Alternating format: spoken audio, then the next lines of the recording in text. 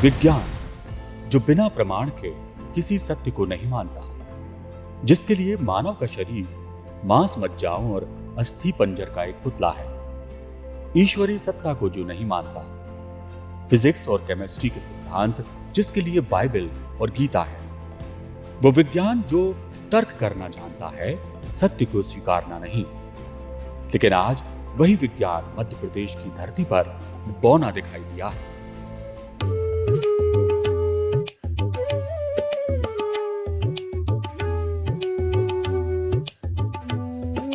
बात मां नर्मदा के उपासक श्रद्धेय समर्थ दादा गुरु जी की, जिन्होंने मां नर्मदा के अमृत रूपी आचमन की ऊर्जा से मानव जाति को भक्ति की शक्ति के दर्शन कराए हैं। हम जहां खड़े हैं इस वक्त, हमारे पीछे जो घाट है इसे ग्वारी घाट कहा जाता है। पुण्य सलिला नर्मदा जी का ये तट है और इसी धरा पर एक पावन संत जो हैं, जिन्हें दादा गुरु कहा जाता है, उनकी तपस्या से ये धरा जो है एक बार फिर पावन हो रही है।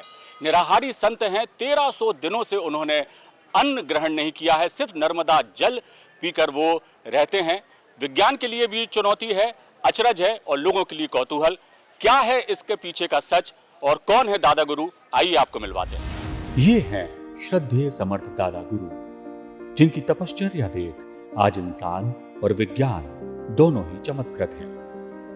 1300 दिनों से ज्यादा समय से समर्थ दादा गुरु ने अन्न का एक दाना भी ग्रहण नहीं किया। सुबह और शाम 200 मिलीलीटर नर्मदा जल के अतिरिक्त कुछ भी ग्रहण नहीं करते हैं वो। और हैरत इस बात की है कि समर्थ दादा गुरु हष्ट पुष्ट लोगों से भी ज्यादा ऊर्जावान हैं और उनके शरीर पर इस कठिन उपवास का कोई दुष्प्रभाव दिखाई नहीं देता। संचालनालय स्वास्थ्य एवं चिकित्सा द्वारा दादा गुरु के शरीर पर शोध किया जा रहा है, जिसके लिए स्वयं दादा गुरु रोजाना नर्मदा परिक्रमा कर रहे हैं। चौथा खंबा की टीम ने भी समर्थ दादा गुरु के साथ एक दिन परिक्रमा का बिताया और जानने की कोशिश की कि आखिर भक्ति में कैसी शक्ति होती है।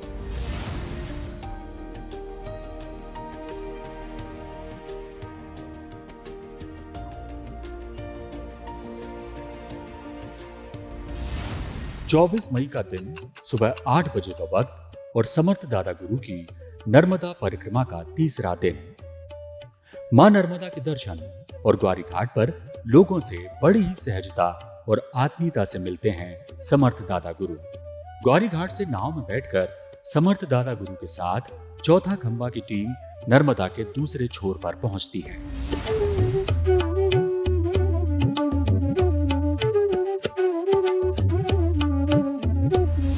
ग्वारी घाट के दूसरे छोर पर समर्थ दादा गुरु एकटक मां नर्मदा को निहारते हैं और शुरू हो जाती है उनकी परिक्रमा। समर्थ दादा गुरु के साथ हर हर नर्मदे का जय घोष करते चल रहे थे उनके अनुयायी और हम। समर्थ दादा गुरु की बाल सुलभ मुस्कान और प्रकृति से उनका जुड़ाव देखते ही बनता था। नर्मदा तीरे उठते उनके कदम साथ चलने वालों में भी ऊर्जा का संचार कर रहे थे। नर्मदा किनारे किनारे कुछ किलोमीटर दूर चलने के बाद पेड़ की ठंडी छांव में समर्थ दादा गुरु विश्राम करते हैं और चौथा खंबा की टीम से बातचीत।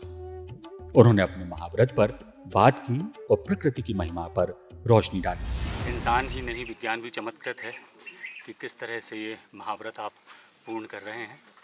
क्यों इसका संकल्प लिया, क्या इसके पीछे उद्देश्य है, हमें बताइए। ये साधना, ये महाव्रत सबसे बेहतर जीवन और सबसे सुरक्षित जीवन के लिए है। हमारी संस्कृति है, हमारी परंपराएं है कि हमारा जीवन प्रकृति पर केंद्रित है। ये सदाव्रत, ये महाव्रत प्रकृति केंद्रित जीवन शैली कि आज समूचे देश दुनिया में कई प्रकार का संक्रमण और आपदाओं से विश्व समुदाय जो है उसका वो शिकार हो रहा है। तो जहाँ एक और देश दुनिया में संक्रमण और आपदाओं का दौर चल रहा है, वहीं दूसरी तरफ जो है इस माँ नर्मदा के पट पर कि हम किस प्रकार से संक्रमण और आपदाओं से मुक्त सबसे बेहतर जीवन को जी सकते हैं, ये महाव्रत के दौरान है। जैसे कि हम देख रहे हैं ये दुनिया का सबसे असाधारण तीर्थ क्षेत्र है। ये दुनिया का सबसे असाधारण पथ है जिसको हम नर्मदा पथ कहते हैं। और ये दुनिया का सबसे असाधारण शक्ति जिसको दुनिया नदी के रूप में देख रही है, बहते हुए पानी के रूप में देख रही है, हमारे लिए ये नदी नहीं, हमारे लिए ये प्रत्यक्ष शक्ति है। और हमारा जीवन, हमारी व्यवस्था सब इन्हीं पवित्र नदियों पर केंद्रित है, धारा पर केंद्रित है, इन पेड़ पहाड़ों पर केंद्रित है। हमारा जीवन, हमारी व्यवस्था, हमारा सब कुछ, विकास हो, मैनेजमेंट हो, डेवलपमेंट हो, सब कुछ है। कहीं ना कहीं ये महाव्रत साधना जहाँ समूचे विश्व में इस माँ नर्मदा की महिमा और महत्व को स्थापित करेगा, वहीं दूसरी तरफ ये संक्रमण और आपदाओं के दौर में कैसे प्रकृति केंद्रित जीवन को हमें जीना है, वो भी ये महाव्रत के दौरान, साधना के दौरान हम देश दुनिया को बताने का प्रयास कर रहे हैं। थोड़ी देर के विश्राम के बाद समर्थ दादा गुरु और हम सब फिर चल पड़ते हैं मां नर्मदा के किनारे किनारे, जहां एक तरफ बालू पर लहलहाती सब्जियों की फसल, दूसरी तरफ कोमल प्रवाह के साथ कल कल करती मां नर्मदा का जल और आसमान से मानो आग बरसाते सूरज देवता। गर्मी अपनी प्रचंडता की ओर बढ़ती हुई और अपने परिक्रमा पथ पर बढ़ते समर्थ दादा गुरु के कदम और मां नर्मदा का जय घोष।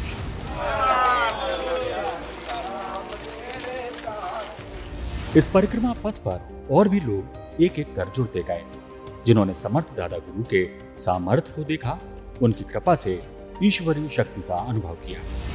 सीताराम हनुमान, सीताराम हनुमान, मेरे दादा हनुमान, मेरे दादा हनुमान, मेरे दादा हनुमान, मेरे दादा हनुमान, सीताराम हनुमान, सीताराम हनुमान। अब तो दया करो राम, अब तो दया करो राम, अब तो दया करो राम, अब तो कृपा करो राम, अब तो कृपा करो राम। मैं doctor Anil Kothari, Madhya Pradesh council of science and technology में महानिदेशक हूँ। मैं भोपाल से आया हूँ और दादा गुरु जी द्वारा जो ये तप साधना के ऊपर महाशोध हो रहा है, इसको देखने और इसमें सहभागिता करने के लिए आया हूँ। और जैसा कि हमारी आदिकाल से माँ नर्मदा की शक्ति और उसका हम गुणगान करते हैं, उसकी शरण में आदिकाल से परंपरा से हमारे लोग रहते आए हैं। और इसके जल में, इसके कण-कण में, इसकी माटी में, इसके चारों तरफ बिखरी हुई बायोडाइवर्सिटी में, पेड़ पौधों में, इसकी वायु में ताकत है। ये हम परंपरा से सुनते आए हैं और इसको लोग अपनाते आए हैं माँ नर्मदा की गोद में। ये और इसका साक्षात प्रमाण दादा गुरु जी द्वारा महातप जो 1300 दिन से अधिक से माँ नर्मदा की परिक्रमा करते हुए बिगर किसी खाए केवल नर्मदा के जल पे आश्रित हैं, इसका साक्षात प्रमाण है। और ये जो शोध किया जा रहा है ये सिद्ध करेगा कि माँ नर्मदा की जो आध्यात्मिक शक्ति है, जो इसकी एक, जिसे हम बायो पावर कहते हैं, और जो इसके मिट्टी में, इसके जल में, इसके वायु में, इसके चारों तरफ बिखरी हुई बायोडाइवर्सिटी में, इसके पेड़ पौधों में जो ये ताकत है, ये शोध ये सिद्ध करेगी कि माँ नर्मदा में वो असीम शक्ति है जिसके बल पे दादा गुरु विगत 1300 दिन से अधिक से महाअखंड तप और साधना उसके किनारे चलते हुए कर रहे हैं। परिक्रमा पथ पर समर्थ दादा गुरु के साथ चलते हुए 2 घंटे का समय बीत चुका था और फिर वो पड़ाव आया जब डॉक्टर्स की टीम ने समर्थ दादा गुरु का मेडिकल चेकअप किया। जैसा कि हम शुरू से कह रहे थे, समर्थ दादा गुरु की सारी जांच रिपोर्ट इस बार भी नॉर्मल आई। दिन के 11 बज रहे हैं और तापमान 42 डिग्री सेल्सियस से ज़्यादा हो गया है। सुबह जब जबलपुर के ग्वारी घाट से महाराज जी ने यात्रा शुरू की थी, सुबह 8 बजे तब मेडिकल एग्जामिन किया गया था। हम करीबन 10 किलोमीटर तपती दोपहरी में उनके साथ चले हैं और हम खुद 2 से 3 बार पानी पी चुके हैं और एक जगह नाश्ता भी कर चुके हैं, लेकिन महाराज जी ने एक भी बार पानी का एक बूंद तक नहीं ली है। अभी डॉक्टर साहब ने उनका एग्जामिन किया है, उन्हीं से जानते हैं जब यात्रा आज की शुरू की थी तब उनका जो ब्लड प्रेशर है, शुगर लेवल है, ऑक्सीजन लेवल है, तब कितनी थी। और 10 किलोमीटर तपती दोपहरी में 42 डिग्री सेल्सियस में यात्रा करने के बाद अब जो एग्जामिन हुआ है उसका नतीजा क्या है? डॉक्टर साहब, आपका नाम और महाराज जी की अभी आपने ब्लड प्रेशर की जांच की है, ऑक्सीजन लेवल भी जांच की है, शुगर लेवल भी जांच की है, कितना फ़र्क आया है 10 किलोमीटर पैदल चलने में तब तक? जी, मेरा नाम डॉक्टर वीरेंद्र है। जी। मेडिकल कॉलेज से मेडिसिन डिपार्टमेंट रेसिडेंट डॉक्टर हूँ। और सुबह जब मैंने इनका चेकअप किया था तो सभी इनके जो वाइटल्स थे वो सामान्य स्थिति में पाए गए थे। और इतने चलने के बाद यहाँ पे जब इनका अभी 11 बजे मैंने लिया हूँ वाइटल्स, तो अभी भी ये सभी सामान्य स्थिति में है। उनका ब्लड प्रेशर भी सामान्य अवस्था में है, सैचुरेशन, ऑक्सीजन सैचुरेशन भी सामान्य है अभी, और शुगर भी जितनी सुबह थी अभी भी उतनी ही है अभी। इसीलिए चमत्कार है, इसीलिए विज्ञान भी हस्तप्रद है कि एक सामान्य जो व्यक्ति है वो भोजन भी करता है, पानी भी पीता है, छाछ लस्सी भी पी रहे हैं सब, इसके बाद भी जो पसीने पसीने हुए जा रहे हैं हम, हमारी हालत ख़राब है इतनी धूप में। जबकि महाराज जी 10 किलोमीटर तपती दोपहरी में पैदल चल चुके हैं, पानी की एक बूंद तक नहीं लिए उन्होंने हमारे सामने। हम लगातार उनके साथ चढ़ावदार रास्ते हैं, घुमावदार रास्ते हैं, उनसे सफ़र करते हुए आ रहे हैं और एक भी बूंद पानी लिए बिना भी उनका जो स्वास्थ्य है वो बिल्कुल नॉर्मल है, उनका ब्लड प्रेशर नॉर्मल है, उनका ऑक्सीजन लेवल नॉर्मल है, उनका जो शुगर लेवल है वो नॉर्मल है। यही सब कुछ एग्जामिन किया जा रहा है और यकीन मानिए हमारे साथ यहाँ मौजूद सब लोग भी इस बात से हैरान हैं, आश्चर्यचकित हैं कि कोई कैसे इतनी दोपहरी में बगैर पानी के रह सकता है, बगैर भोजन के रह सकता है। डॉक्टर्स के शोध के हिस्से में शामिल इस चेकअप के बाद समर्थ दादा गुरु और हम सब फिर मां नर्मदा का यशोगान करते हुए परिक्रमा पथ पर आगे बढ़ते चले गए। तापमान भी ऐसा लग रहा था कि हमारे कदमों से कदम मिलाता बढ़ता जा रहा है और उसकी आंच शरीर से लेकर आत्मा तक महसूस हो रही थी। लेकिन समर्थ दादा गुरु पेड़ पौधे और नर्मदा किनारे उगाई वनस्पतियों को दुलारते, उनसे तादात्म्य मिलाते आगे चल रहे थे। उन्होंने बताया कि पेड़ पौधे और पर्वत यही प्रत्यक्ष हैं, पूजनीय हैं और यही ईश्वरानुभूति का जरिया भी।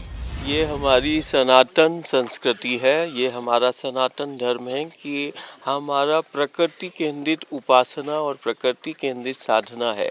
हमारी सनातन परंपरा में हम वृक्ष को जीवंत परमात्मा और ईश्वर का स्वरूप मानते हैं, ये हमारी संस्कृति है।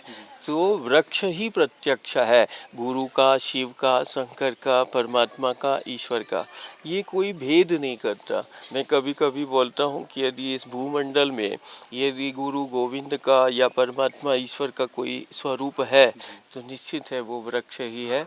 और ये वृक्ष का पूजन सगुण उपासना है और आज दुनिया को यही भारतीय सनातन जो हमारी संस्कृति है यही दुनिया को संक्रमण और आपदाओं से मुक्त करेगी। जैसे हमारा रामचरितमानस में एक बहुत सुंदर हमें ध्यान आता है, एक दोहा है कि सगुण उपासक पर हित निरत नीति दृढ़ नेम और ते नर प्राण समान मम जिनके द्विजपद प्रेम। जो ईश्वर की शक्ति की सगुण उपासना करता है वो प्रभु श्री राम को प्राणों के समान प्रिय है, ते नर प्राण है। तो सगुण उपासना आज दुनिया को संक्रमण और आपदाओं से मुक्त कराएगी। और सगुण उपासना क्या है? जैसे ये वृक्षों का पूजन करना, पर्वतों का पूजन करना, हम गोवर्धन, हम गिरनार, हम अमरकंटक, हम कामदगिरी का हम पूजन करते हैं, इन पेड़ पहाड़ों का हम पूजन करते हैं। हम नदियों को माँ कहते हैं, नर्मदा का पूजन, इस माटी को भी हम माँ के रूप में हम पूजते हैं, कारण ये हमारा पालन करने वाली है, आश्रय देने वाली है।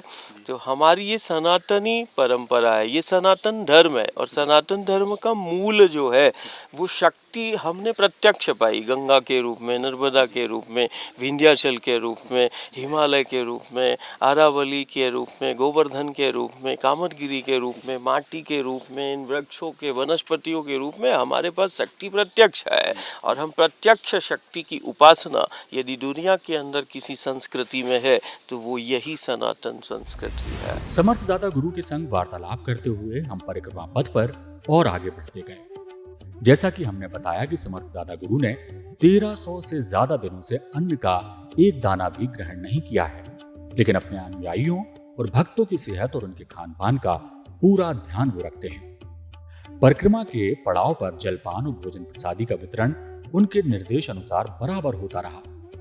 अपने साथ चलने वाले हर एक से वो पूछते चलते कि पानी पिया कि नहीं, कुछ खाया कि नहीं। अपने साथ चलने वाले हर व्यक्ति का पूरा ध्यान समर्थ दादा गुरु इस दौरान रखते रहे। वो अलग बात कि दादा गुरु के साथ चलते वक्त भूख और प्यास का एहसास सामान्य दिनों की अपेक्षा परिक्रमा पथ पर बहुत कम हुआ, जबकि प्रचंड गर्मी में ऐसा होना नामुमकिन है। सुबह से दोपहर हुई और दोपहर से शाम की ओर दिन अग्रसर हुआ। इस दौरान दोपहर के करीब 3 बजे फिर मेडिकल चेकअप हुआ और जैसा कि हम सब जान चुके थे कि रिपोर्ट कैसी आना है, सो वैसा ही हुआ। समर्थ दादा गुरु की सारी जांच रिपोर्ट एक बार फिर नॉर्मल थी। सुबह से जितनी बार भी हमारे द्वारा चेकअप किया गया है, तो जो भी पैरामीटर्स हैं एक सामान्य मनुष्य के जो सामान्य स्थिति में पाए जाते हैं, अभी भी यात्रा समापन के समय भी वही स्थिति है।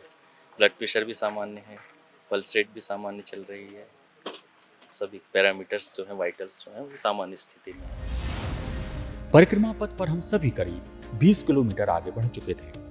हमारी टीम के सदस्यों का भी शरीर अपनी क्षमताओं के चरम पर था, लेकिन समर्थ दादा गुरु के साथ कदम से कदम मिलाते हुए शरीर की पीड़ा भी मानो औषधि का काम कर रही थी। इसे समर्थ दादा गुरु के प्रताप का और उनकी प्रेरणा का असर कहा जाए तो गलत नहीं होगा।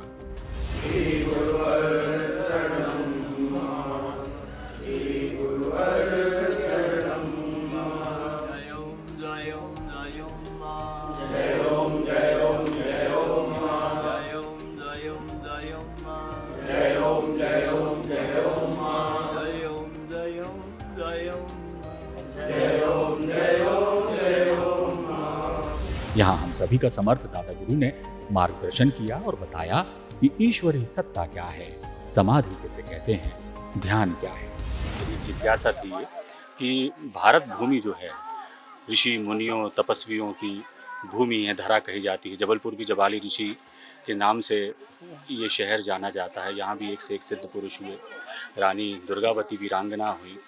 इतने संत और महात्माओं की धरा पर इतना जो ईर्ष्या, द्वेष और तमाम विषय विकारों से व्यक्ति जूझ रहा है, जुड़ा हुआ है। भगवान की तरफ झुकाव दिखता तो है उसका, लेकिन भगवान की तरफ जाता वो दिखाई नहीं देता। क्या कारण मानते हैं और क्या वो उपाय हैं जिन्हें अपनाकर, वो जीवन अपनाकर व्यक्ति जो है ईश्वर की परम सत्ता तक पहुंच सकता है, या उसके अनुभव को प्राप्त कर सकता है, या अपना ही जीवन सार्थक बना सकता है। और कहीं ना कहीं सारा देश में ही नहीं, पूरे विश्व में जी। जो अपनी माटी, अपनी संस्कृति से जुड़ा है और जो प्रकृति के समीप है, वो सबसे बेहतर जीवन को तो जिएगा ही, साथ में उस परम सत्ता का भी साक्षात्कार, ईश्वर का भी साक्षात्कार और उसकी जीवंतता उसको पूर्णतः प्राप्त होगी कि यदि ईश्वर कैसा होता है, शक्तियाँ कैसे होती है। तो जैसे हम देख रहे हैं कि ये दुनिया के लिए नदी है, लेकिन हमारे लिए जो है ये भगवती शक्ति है। और नर्मदा पर कैसे केंद्रित हमारा जीवन है, प्रकृति पर केंद्रित हमारी कैसी व्यवस्थाएं हैं, हमारा चाहे प्रबंधन हो और चाहे विकास हो, डेवलपमेंट हो या मैनेजमेंट हो, ये डेवलपमेंट मैनेजमेंट का ही वो पथ है जहाँ से हर एक चीज का निर्माण हो सकता है। तो जैसे हम आसमान से आग बरसाने वाला सूरज अब धीरे धीरे दादा गुरु की भक्ति को नमन करता हुआ झुकने लगा था। सूर्यास्त से पूर्व एक पड़ाव पर समर्थ दादा गुरु विश्राम के लिए रुके। वहां उनके भक्तों से हमने बात की तो उन्होंने अपने अनुभव हमारे साथ साझा किए। देखिए, दादाजी के प्रति अगाध श्रद्धा है, लेकिन जब पहली बार दादाजी भोपाल आए थे और जब उनका अपोलो हॉस्पिटल में कुछ टेस्ट हुए थे तो उस रिपोर्ट को मैंने अपने कुछ डॉक्टर मित्रों के साथ डिस्कस किया था, तो उनको उस पर विश्वास नहीं हुआ था और इन्होंने बड़े मेरी श्रद्धा को ठेस लगाते हुए उन्होंने उसको ढकोसला बोल दिया था कि ये विज्ञान के पॉइंट ऑफ व्यू से संभव नहीं है। तो उसी दिन दादाजी तो बहुत दिनों से इस बात के लिए वो प्रेरित कर रहे थे हम लोगों को कि ऐसा कोई एक शोध होना चाहिए ताकि माँ नर्मदा, आदिशक्ति माँ नर्मदा की शक्ति और प्रकृति से जीवन जिया जा सकता है, प्रकृति के साथ एक तादात्म्य स्थापित करके एक जीवन को चलाया जा सकता है। ये स्थापित करने के लिए दादाजी बहुत दिनों से बोल रहे थे और आज सुबह जब मैं दादाजी के साथ हम लोग चले हैं तो हमको एहसास हुआ है कि वाकई माँ नर्मदा जी के जल में, माँ नर्मदा जी के आसपास जो वनस्पति है, पत्थर है, मिट्टी है, पहाड़ है, वायु है, उसके आधार पर जो है दादाजी ने जो जीवन जीने का संकल्प लिया है वो विज्ञान के लिए और आस्था के लोगों के लिए, दोनों के लिए एक अच्छी खबर है। और मुझे लगता है कि अब ये शोध तो और आगे जाएगा। जब ये मेडिकल कॉलेज की रिपोर्ट आएगी तो इसके बाद मुझे लगता है कि इस बात पे शोध होना चाहिए कि नर्मदा जी के आसपास जो पूरी परिस्थिति जो उसकी वो है, वो उसमें ऐसा क्या है। ये बहुत गूढ़ सब्जेक्ट है रहस्य का, और मुझे लगता है कि इस पे काम करने की ज़रूरत है कि नर्मदा जी के जल में और जल में जो विभिन्न नदियाँ जहाँ पर मिल रही हैं वहाँ पे जल की क्या स्थिति है, आसपास किस प्रकार की वनस्पति है, वहाँ पे जो सॉइल है, मिट्टी है उसका, और वायु का जो सैंपल लेकर, वायु का सैंपल से भी कुछ चीज़ें पता लगेंगी कि जो नर्मदा जी को सबसे बड़ी नदी माना गया है, आदि शक्ति गंगा जी से पुरानी नदी को बताते हैं। तो ये शोध होने के बाद ही सबके सामने सनातन संस्कृति का एक जो छुपा हुआ रहस्य है वो हम सबके सामने आएगा। मेरा नाम धीरज सिंह चौहान है और मैं वन विभाग में उपवन मंडल अधिकारी के पद पर कार्यरत हूँ। आज श्रद्धेय दादा गुरु जी के श्री चरणों में और माँ नर्मदा जी के आंचल में आज हमको भी परिक्रमा पर घूमने का सौभाग्य प्राप्त हुआ है। ये अद्भुत है। दादाजी के जो व्याख्यान, जितना हम उनसे सीख पाए हैं, जितना हम समझ पा रहे हैं कि सतपुड़ा और विंध्याचल के बीच में बहती हुई माँ नर्मदा वो कितने अपने आप में जीवन को समेटे हुए हैं, वो आज जानने का अवसर मिला। पूरा का पूरा विंध्याचल, पूरा का पूरा सतपुड़ा और उसके बीच में बहती हुई माँ नर्मदा करोड़ों भारतीयों के लिए हमेशा से ही जीवन का स्रोत रही हैं, हमारी आस्था का भी प्रतीक है। इनके बीच में जो इतना शानदार वन है, इतने शानदार जंगली जानवर हैं जो कि हमको प्राणवायु प्रदान करते हैं, ये रहस्यों से भरे हुए हैं। इसमें इतनी अद्भुत औषधियाँ, इतना अद्भुत पेड़, इतना अद्भुत नेचर है, जैसे कि स्वयं श्री दादा गुरु जी ने बोला है कि यहाँ की हवा में ही दवा है। सूर्यास्त के साथ ही इस दिन की परिक्रमा पूर्ण हुई। होना तो चाहिए था कि यहाँ सभी थकन से चूर निढाल नजर आते, लेकिन ये क्या कि दादा गुरु के साथ ईश्वर की भक्ति में लीन सभी भजन करने लगे, नाचने लगे, भगवान का यशोगान करने लगे। हरे राम हरे राम राम राम हरे हरे, हरे कृष्ण कृष्ण कृष्ण हरे हरे। भजन कीर्तन के बाद समर्थ दादा गुरु के साथ हम सब वाहनों में सवार होकर वापस ग्वारी घाट के समीप बने सिद्ध घाट पहुंचे, जहां मां नर्मदा को समर्थ दादा गुरु ने नमन किया। वहां मौजूद दरिद्र नारायण की सेवा की दादा गुरु ने और उनसे आत्मीयता से मुलाकात की। फिर नेताजी सुभाष चंद्र बोस मेडिकल कॉलेज के गेस्ट हाउस पहुंचे, जहां डॉक्टर्स की टीम ने उस नर्मदा जल को पहले जांचा जो दादा गुरु पीने वाले थे, और उसके उपरांत करीब 300 मिलीलीटर नर्मदा जल समर्थ दादा गुरु ने ग्रहण किया। सीसीटीवी की निगरानी में समर्थ दादा गुरु का चेकअप हुआ और उस वक्त सब हैरान रह गए जब दादा गुरु की जिस ईसीजी मशीन से जांच की जा रही थी वो काम ही नहीं कर रही थी। दादा गुरु ने कहा, जब तक मैं नहीं चाहूंगा मशीन काम नहीं करेगी, और वैसा ही हुआ। डॉक्टर्स भी हैरान थे कि आखिर ये क्या हो रहा है। फिर दादा गुरु बोले कि अब चेक करो, अब रिपोर्ट आ जाएगी, और पल भर में ही ईसीजी रिपोर्ट सामने थी जो नॉर्मल थी।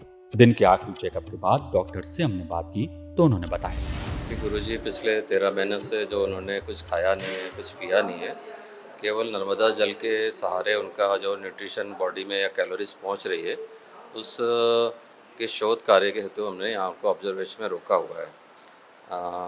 इन दिनों में जो हम उनकी मॉनिटरिंग देख रहे हैं कि बिना कैलोरीज जाने पर या पानी का इंटेक शरीर में अगर नहीं पहुँच रहा है तो बॉडी के सिस्टम कैसे वर्क कर रहे हैं, इस हेतु उनको ऑब्जर्वेशन में रखा है। हम डेली मॉनिटरिंग उनको देख रहे हैं। शुगर का पार्ट, बीपी का पार्ट, पल्स का, ऑक्सीजन का लेवल, सभी चीज़ें उनकी बड़ी स्टेबल बनी हुई है। बाकी बायोकेमिकल पैरामीटर्स हम राउंड द क्लॉक उनकी मॉनिटरिंग कर रहे हैं। इतनी गर्मी में डॉक्टर साहब, एक आम इंसान भी अगर बार बार पानी ना पिए या खाना ना खाए तो उसकी हालत बिगड़ जाती है। क्या कहना चाहेंगे गुरुजी? तो सिर्फ 200 ग्राम पानी सुबह और 200 ग्राम पानी शाम को ले रहा है, और भोजन और फल तो भूल जाइए, वो तो ले ही नहीं। सामान्य आदमी के लिए बिना पानी का लेकर और धूप में निकलना हो बड़ा असंभव चीज़ दिखती है।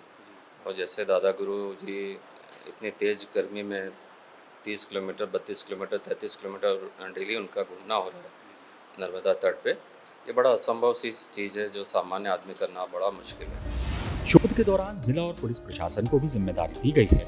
एक सब इंस्पेक्टर और 2 सिपाही सुबह से लेकर शाम के आखिरी चेकअप तक उनके साथ रहते हैं, कंट्रोल रूम में जाकर उनकी जांच पर निगाह रखते हैं और अपनी रिपोर्ट देते हैं। आपके लिए आश्चर्य की बात नहीं है कि जब हम भी यात्रा में आपके साथ थे, हम लोगों ने कई बार पानी पिया, नाश्ता भी किया, भोजन भी किया और ठंडा भी लिया। इसके बाद भी हमारी हालत ख़राब थी, जबकि गुरुजी बगैर पानी के, बगैर खाए, बगैर फल के और बिल्कुल निश्चित होकर पूरी एनर्जी के साथ वो यात्रा में आगे बढ़ रहे थे। जी जी जी। आज हम तीसरा दिन है। तीसरा दिन में आज दादाजी के थोड़ा एनर्जी और कुछ लग रहा था, क्योंकि जो नर्मदा जी की घाटी है, उतार चढ़ाव, उनमें दौड़ दौड़ के दादाजी आज चल रहे थे, इसलिए आज एनर्जी ऐसा लग रहा था कि दादाजी में और कुछ है। यहाँ जी मॉनिटरिंग की जा रही है, इसकी रिपोर्ट कहीं और ऊपर भी भेजी जाती है, किस तरह से? ये भोपाल से कनेक्टेड है सर, भोपाल जाती है यहाँ जानकारी।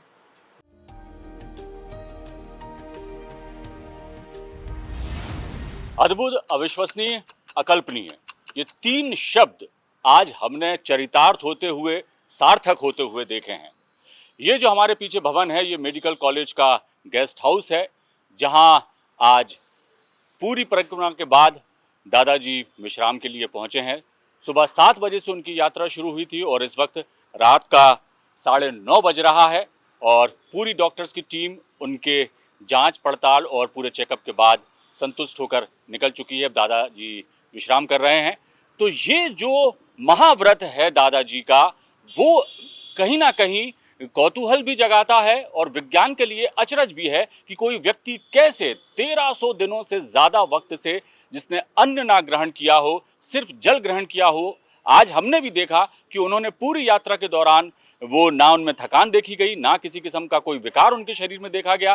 कई बार उनका चेकअप हुआ और आखिरी चेकअप भी जो हुआ तो उसमें सारी रिपोर्ट्स उनकी नॉर्मल आई हैं और तब कहीं जाकर उन्होंने आज जल ग्रहण किया, वो भी 2 गिलास। आज पारा जो था 44 डिग्री था तो लग रहा था कि 47 डिग्री है। जब 40 डिग्री पर तापमान था तब ऐसा लग रहा था कि 44 डिग्री तापमान है।